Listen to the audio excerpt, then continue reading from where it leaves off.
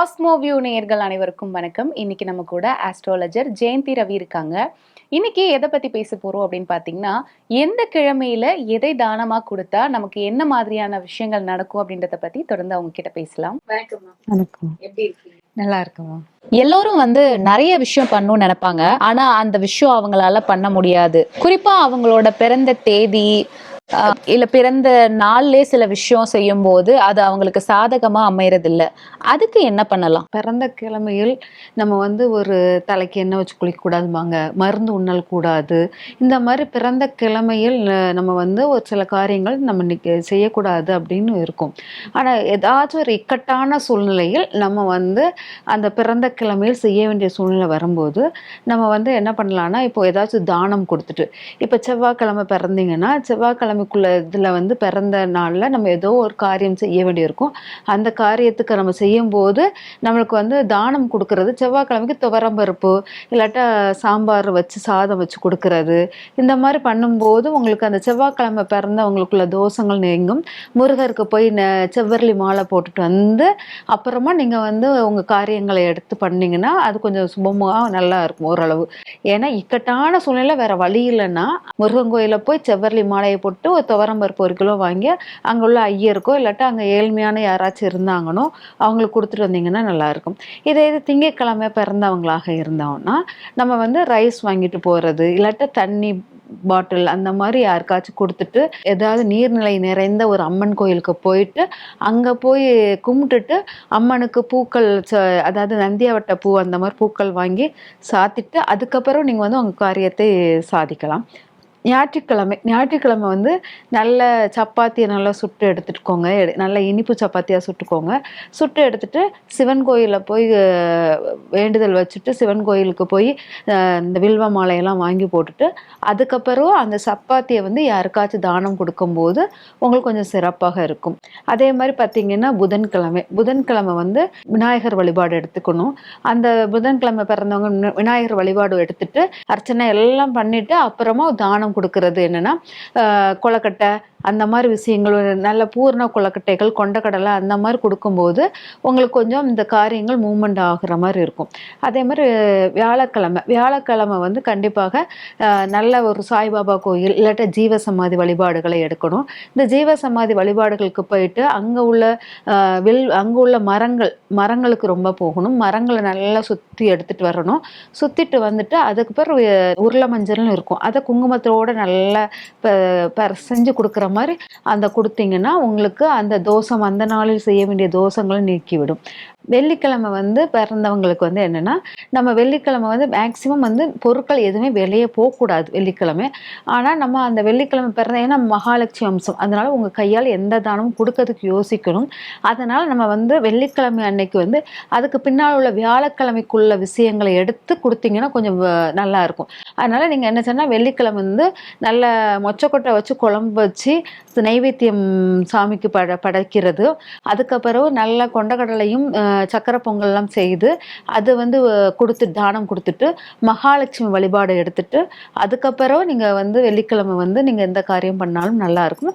ஆனால் வெள்ளிக்கிழமை நீங்கள் எந்த பைசா எதுவும் கொடுக்கல் வாங்கல் பண்ணக்கூடாது. சப்போஸ் அப்படி கொடுக்கல் வாங்கல் பண்ணுற மாதிரி இருந்துச்சுன்னா கண்டிப்பாக மொச்சையை அந்த மாதிரி இதை நீங்கள் நிறைய எடுத்துக்கோங்க. உட்கொண்டுட்டு பின்னால் உள்ளது விரயம். அந்த நம்ம பிறந்த தேதி பிறந்த கிழமை அந்த நட்சத்திரம் இந்த பூமியில் கர்மா செய்வதற்காக பிறந்திருக்கோம். பிறக்கும் போதே பார்த்தீங்கன்னா நம்ம வானத்தை நோக்கி தான் பிறப்போம், கீழே நோக்கி பிறக்கவே மாட்டோம். கீழே வானத்தை நோக்கி பறந்து எப்போ எது வானத்தை நோக்கி இருக்குன்னா நம்மளுடைய நெருப்பு அது மட்டும்தான் வானத்தை நோக்கி இருக்கிற, மீது எல்லாம் பூமியை நோக்கி இருக்கும். நெருப்பும் புகையும் மட்டும்தான் வானத்தை நோக்கி டிராவல் பண்ணுற மாதிரி இருக்கும். இப்போ மனிதன் பிறக்கும் போது அது வானத்தை நோக்கி அவன் வந்த இடத்த நோக்கி தான் அவன் பயணிப்பான். திரும்ப இந்த பூமிக்கு நான் அது அவனுக்கு உணரும் தன்மை உடையது. அதனால் அவன் கர்மாவை செய்ய பிறக்க வரும்போதே அவனுக்கு அந்த அழுகைகள் அந்த விஷயங்கள் அவனுக்கு தெரியும்.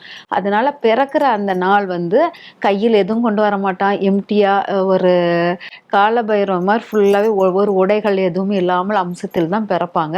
அது வந்து அவங்களுக்கு அந்த பிறந்த அந்த நாள் வந்து அதனால தான் பழசை தான் கொடுப்பாங்க. பழைய ட்ரெஸ் தான் போடணும் பிறந்த குழந்தைங்களுக்கு. புது ட்ரெஸ் போட விட மாட்டாங்க. அப்படி இருக்கும்போது அந்த மாதிரி அவ்வளவு விஷயம், அதாவது சனியுடைய காரகத்துவங்கள் அங்கே வந்து அவ்வளவு தாக்கமாக இருக்கிறதுனால நம்ம வந்து அந்த நாளில் வந்து எந்த காரியமும் சனி தாக்கம் அதிகமாக இருக்கிறதா அந்த நாளில் எதுவும் செய்ய வேண்டாம் அப்படிங்கிறது தான். பூமியை நோக்கி நம்ம தவழும் போது தான் நம்மளுடைய ஆக்டிவிட்டீஸ் எல்லாம் கர்மாவெல்லாம் நடக்கும். அது வரைக்கும் அவன் வந்து வானத்தை நோக்கி அப்படி மல்லாக்க படுத்துக்கிட்டே தான் இருப்பான். எப்போ குப்புறப்படுறானோ விழுறானோ அப்போ தான் அவனுடைய சுய முயற்சிகள், அவன் ஊறுறதுலேருந்து எல்லாமே நடக்க ஆரம்பிக்கும். சுயமாக அவனுடைய ஒவ்வொரு செயல்களும் நடக்க ஆரம்பிக்கும். அதனால் அவன் பூமியை பார்க்காத வரைக்கும் மேலே நோக்கி இருக்கிறதுக்கு அவன் சனியுடைய கர்மா இருக்காது. ஆனால் கர்மாவை அனுபவிக்க வர்றதுனால நம்ம அந்த சனிங்கிற அந்த மந்தமான ஒரு சூழ்நிலை, அந்த குழந்தை சாப்பிட தூங்கும் அந்த நாளில் எதுவுமே நம்ம எடுக்கக்கூடாது. அதனால் அந்த நாளுக்குள்ள கிரகங்களை வைத்து நம்ம இது வச்சு கொடுக்குறோம், தானங்கள் கொடுக்குறோம். வெள்ளிக்கிழமை மட்டும்தான் கொஞ்சம் வந்து முன்னால் உள்ள நாளை வந்து கும்பிட்றது மகாலட்சுமியை எடுத்துக்கிட்டு, அப்புறம் முன்னால் உள்ள நாள் வியாழக்கிழமைக்குள்ளதை வந்து தானம் விரயமாகக்கூடிய நாளுக்குள்ளதே தானமாக கொடுத்தால் சிறப்பாக இருக்கும். நீங்க ஒவ்வொரு நாள்ல ஒவ்வொரு விஷயத்த தானமா கொடுக்கலான்னு சொன்னீங்க இல்லையா, அதுக்கு பின்னாடி இருக்கக்கூடிய விஷயம் இப்ப துவரம்பருப்பு சொன்னீங்க, மொச்சக்கட்டை சொன்னீங்க, இனிப்பு சப்பாத்தி கொடுக்கலான்னு சொன்னீங்க. குறிப்பிட்ட இந்த பொருட்கள் சொல்றதுக்கு காரணம் என்ன? துவரம்பருப்பு செவ்வாய் காரகத்துவம். செவ்வாய்க்கிழமை துவரம்பருப்பு அது வந்து நம்மளுடைய பகைகள் எல்லாமே முறியடிக்கிறக்கூடியது முருகருக்குள்ள நாள் செவ்வாய். அதே மாதிரி திங்கட்கிழமை வந்து நம்மளுடைய அம்பாளுக்குள்ள நாளாக எடுத்துக்கிட்டேன். அது சோமவாரம்ங்கிறது சிவனுக்கும் உள்ள நாளாக தான் இருக்கும். அதனால் அன்னமும் சிவன், அன்னத்தில் தான் சிவனும் இருக்கிறார். அதனால தான் அவருக்கு பிரதோஷத்தில் அன்ன அபிஷேகம் பண்ணுறது. ஆனால் அன்னத்துடன் சேர்ந்த ஒரு லிக்விட் ஐட்டம் கொடுத்தீங்கன்னா அது ரொம்ப விசேஷமாக இருக்கும் அப்படிங்கிறத நம்ம எடுத்துக்கோம். ஏன்னா சந்திரன் வந்து நீர் ஆகாரங்கள் சேர்ந்தது, அதனால் அந்த மாதிரி எடுத்துக்கிட்டோம். அதுக்கப்புறம் ஞாயிற்றுக்கிழமை சூரியனுடைய நாள், அது வந்து கோதுமையை சார்ந்தது. அது இனிப்புடன் சேர்ந்து கொடுக்கணும். வெறும் கோதுமையாக கொடுத்தால் அங்கே வந்து உங்களுக்கு சூரியன் வந்து எப்பவுமே ரொம்ப பவராக ரொம்ப இதாக இருக்கக்கூடாது, ரொம்ப ஹீட்டாக நம்மளால் தாங்க முடியாது. அது இனிப்புடன் சேர்ந்து கொடுக்கும்போது ஓரளவு அது நம்மளுடைய சூரியனுடைய அளவை நம்ம தணிக்க முடியும். அதனால் இனிப்பு சப்பாத்தியை கொடுப்பது மிக சிறப்பாக இருக்கும் அப்படிம்போம். புதன்கிழமை பிள்ளையாருக்குள்ள நாள், அதனால் பிள்ளையார் வழிபாடுகளை எடுத்துட்டு பிள்ளையாருக்கு வேண்டிய நைவேத்தியமான பூரணம் அதெல்லாம் கொடுக்கறது ரொம்ப சிறப்பாக இருக்கும். இல்லாட்டா விஷ்ணு பெருமாளுக்கு வந்து துளசி மாலை சாத்துதல் அதெல்லாமே நல்லா இருக்கும். அப்புறம் வியாழக்கிழமை குருநாள் பிரம்மா, அதாவது தட்சணாமூர்த்தி, புதிய படைத்தல், குழந்தை அந்த மாதிரி படைப்புகளை உருவாக்கும் நாள். அது வந்து என்னன்னா பிரம்மாங்கிறது நம்ம மனிதன் தான் பிரம்மா, அவனை கடவுளாக பார்க்கறது மனிதனாக பிறந்த சித்தர்களை கடவுளாக பார்ப்போம். அதனால் குரு நாளில் சித்தர்கள் ஜீவசமாதிகள் வழிபாடுகளை எடுத்துக்கிறது சிறப்பாக இருக்கும். அப்புறம் வியாழக்கிழமை மகாலட்சுமி நாள், அது ஆல்ரெடி எல்லாத்துக்கும் தெரியும். அந்த நாளில் மொச்சைகளை எடுத்து நம்ம சாப்பிட்டுட்டு நீங்கள் பணங்களை யாருக்காச்சும் கொடுக்குற மாதிரி இருந்துங்க. எப்போவுமே யாருக்காச்சும் அந்த வெள்ளிக்கிழமை கொடுக்க மாதிரி இருந்துச்சுன்னா எப்போவுமே முந்தானில் ஒரு மொச்சையும் ஒரு ரூபா காயினும் வச்சு கட்டிட்டு அப்புறம் பணம் கொடுத்தீங்கன்னா அது வந்து உங்களை விட்டு போகாது அப்படிங்கிறதுக்காக அந்த வெள்ளிக்கிழமை. சனிக்கிழமை பெருமாளுக்குள்ளதும் நம்ம காலபைரவர் அம்சத்துக்குள்ள இது நாளாக எடுத்துக்கலாம். காலபைரவருக்கு போய் விளக்கேற்றி கும்பிட்டுட்டு சனிக்கிழமை எந்த ஒரு காரியம் செய்தால் நல்லா இருக்கும். நாய்களுக்கு உணவு போடுதல் அந்த மாதிரி பண்ணிட்டு வந்தால் சிறப்பாக இருக்கும். தொடர்ந்து நிறைய ஜோதிடர்கள் வந்து இப்போ நாய்க்கு உணவளிக்கும் போது நம்ம கர்மாவினுடைய விஷயங்கள் குறையும் அந்த மாதிரி சொல்றாங்க. அது உண்மைதானா மேம்? கண்டிப்பா உண்மை. நாய் வந்து என்னன்னா காலபைரவர் அம்சமானது. காலபைரவர் யாருன்னா நம்மளுடைய பிரம்மஹத்தி தோஷத்தினால் உருவான ஒரு காலபைரவர், தோஷத்துக்காக உருவானவர். அவர் ஒவ்வொரு இடத்துலயா பிச்சை எடுத்து கடைசியாக அன்னபூர்ணி கிட்ட போய் பிச்சை வாங்கும்போது அந்த தோஷம் நீங்கியது. அதனால் நம்ம காலபைரவர் அம்சமாக ஒவ்வொரு இடத்திலும் அது பிச்சை வாங்குற காலபைரவர் ஒவ்வொரு இடத்துக்கும் தனித்தனியாக எந்த ரூபத்தில் கடவுள் ரூபத்துல வரமாட்டார். அவருடைய வாகனமான காலபைரவ அம்சத்துல நம்ம நாய்கள் இருப்பதினால் அந்த நாய்களுக்கு உணவு அளிக்க நம்மளுடைய பிரம்மகுத்தி தோஷங்களை நீக்கிறதுக்கு நிறைய வழிகள் இருக்கும்.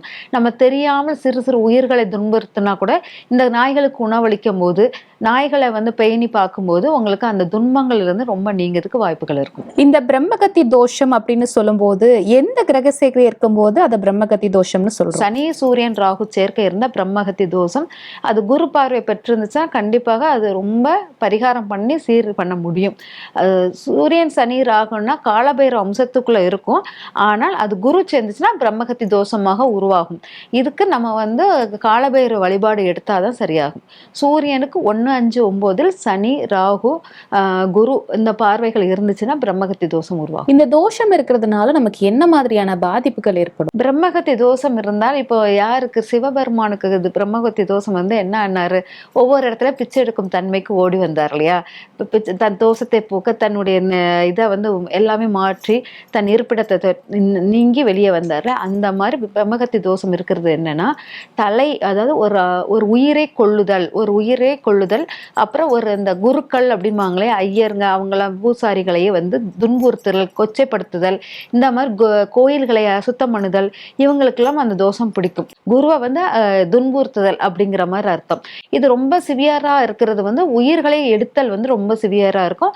அப்புறம் நம்மளுக்கு இந்த நல்ல அறிவொளி சொல்லி நம்மளுக்காக பூஜை பண்ணிக்கிட்டு நம்ம இறை சக்தியை வந்து நம்மளுக்கு போதிக்கிறாங்களே அவங்கள வந்து நீங்க வந்து துன்புறுத்தும் போது இந்த பிரம்மகத்தி தோஷம் ரொம்ப ஜாஸ்தியாக இருக்கும்.